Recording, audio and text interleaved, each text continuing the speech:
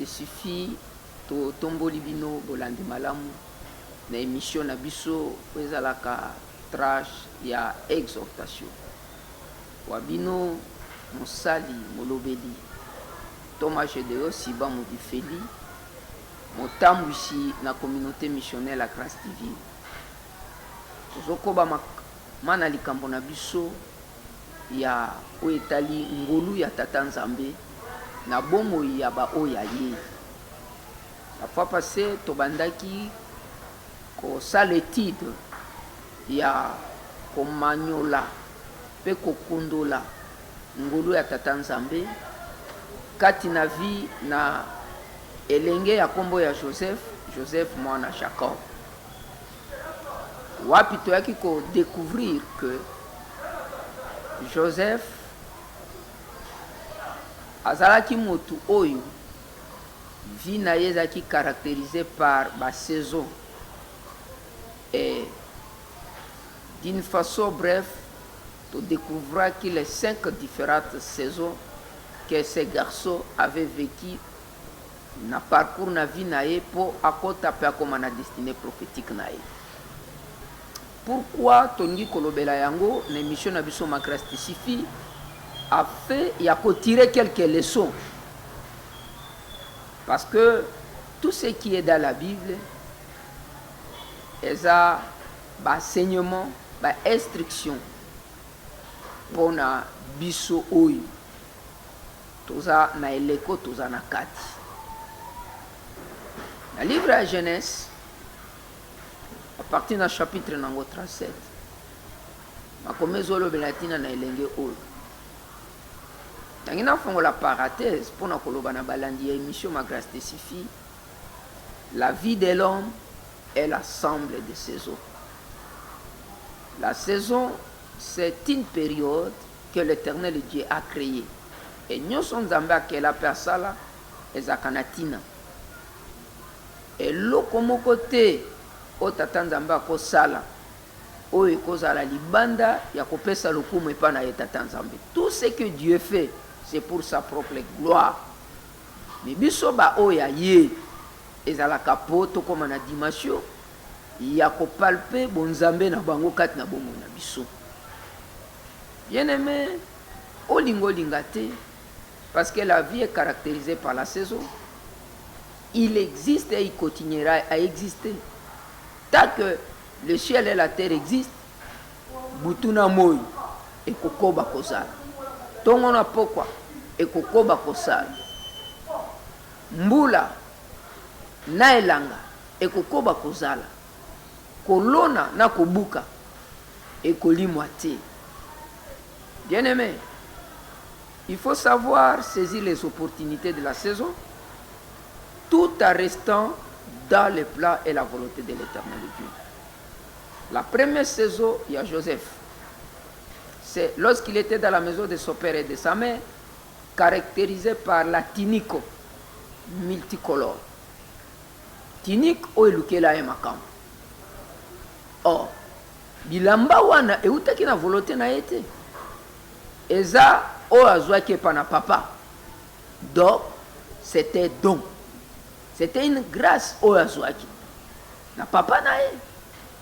Mais elukela e makam. Na ngina loba na balandi émission ma grâce te suffit. Bien aimé. À moins que tu ne sois pas de l'Éternel Dieu. Mais si tu es le fruit de l'Éternel, le Créateur, yebete nengo zawana ozana eloko katina yo. Ozana grâce katina yo. Ozana likabo eza katina yo. Ozana tala eza katina yo. À terme vulgaire tolobaka étoile. Motumo côté azana étoile utana yo. Nyoso ekokoza l'étoile grâce don tala. Ce sont des dons que l'homme reçoit de l'Éternel, le Créateur. Tala Jacob. Asala dona fils nae, kopé ça a été multicolore. Et lequel makam. Qu'est-ce que nous pouvons tirer comme leçon? Retiens ceci, bien-aimé, dans le Seigneur. Tout ce que tu vis et tout ce que tu peux vivre, tout ce que tu raconteras, arrête de qualifier tes contemporains.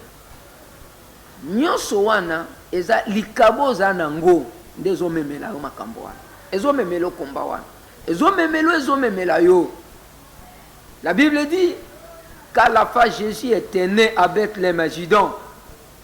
Les mages ont vu son étoile et ils ont quitté là où ils étaient. Ils sont venus avec des présents.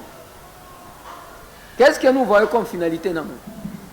Et l'oukéla bana à Bethléem makam. Hérode akenda silisa bana. Oui. Yesu, maman na Marie na Joseph, bazui bakimi. Baken Égypte. Nini kimi sabango. L'étoile, la grâce. Voici une étoile moko tu ko apparaître. Je vais te dire ceci. Ton étoile est l'oukéla kayonde bitumba. Moi bitumba zanango, zaba kambo zanango. Eza étoile na. Oui, eza grâce aux zanango. Et quand tu vis des choses pareilles, glorifie Dieu. Parce que tata nzamba pesa yo grâce wana, wa pesa yo do wana, wa pesa yo tala wana. Ayebi ba bitumba nyonso tu oyo tala wana ko déclencher pe ami préparer ki ndenge nyako ça. C'était ça la première saison. Il y a ndeko na biso. C'est-à-dire ce que tu dois retenir, les dons suscitent les combats dans la vie de l'homme. Makamonyo saka na bandil pe na suka. Tango akomaki na fait ya saison ya tinique ya multicolore. Atikala su na teni wana ti. Ndenge sisitaki pona ye source. Il y a pas de problème. Et c'est là qui était até kamana bandeko. Banani basombaki.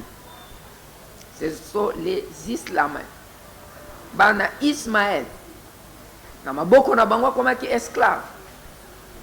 Et atikala ki suna tinique wana te, akomaki na lamba mususu qui était teni ya ba esclave. Ah, très important. Do lukeli makam.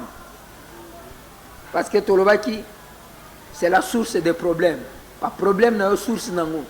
Eza ikabonayo. Et longolien na saison wana kosi na deuxième saison oyo akomaki moumbu avec la tunique des esclaves. Un esclave c'est qui? C'est quelqu'un qui n'a pas un mot, qui n'a pas de pouvoir. Donc c'est une personne qui souffre. Voici deuxième saison ya mwana batu. A côté na kati ya vie ya souffrance. Masumu nina salaki pas comme esclave. Bien aimé, seul tata nzambe motaza na précision ya chemin ou à tracer na parcours na yo poko ta na destinée prophétique na yo. C'est-à-dire au comme finalement au nzambe alingaki.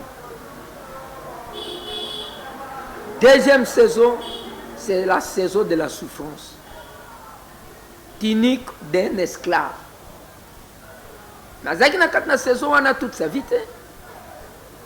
Et kokomela e kokoma na fait à saison wana ba Ismaélite ba teki et pas na Potiphar. A comme nanda kuna Potiphar, maintenant il n'était pas esclave là-bas, il est devenu serviteur. Moi musala, il fallait alata teni abana misala. Oui. Or, cette troisième saison, c'est quelle sorte de saison? Que nous disons la troisième tenue, c'était une humiliation. À côté na kat na humiliation. Preuve nango que c'était la saison de l'humiliation, mais comme ça ba koselier makam. Apprenez cette tunique pour brader comme preuve. Tala moi musaloyo alinga découcher nanga. Quelle humiliation! Il a été humilié. Mais où est le Dieu des Hébreux? Où est le Dieu d'Israël? Où est le Dieu de Jacob, son père? Où est le Dieu d'Abraham? Est-ce qu'elle a là qui pongi? Non, il était là.